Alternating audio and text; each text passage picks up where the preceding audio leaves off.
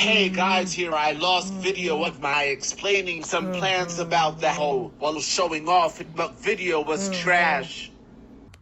I did put white LED more better now.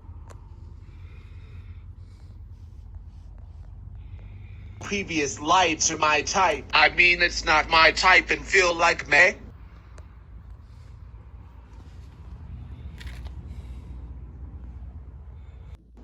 Perfect fit and it's from my map lights. I did few modify LED so bottom of that can work with the connector.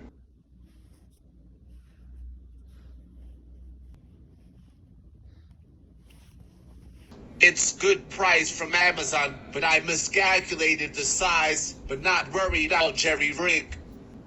Put copper wire on end of the cons. I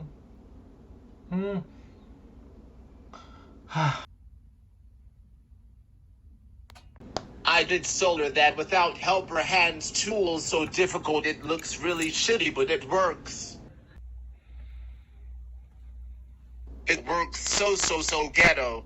My friends and I installed LED headlights and high beams too, so damn bright I can see who are fucking in the woods or something. Show you yellow white light on my speedometer, and so I can change them to white also cruising on the highway.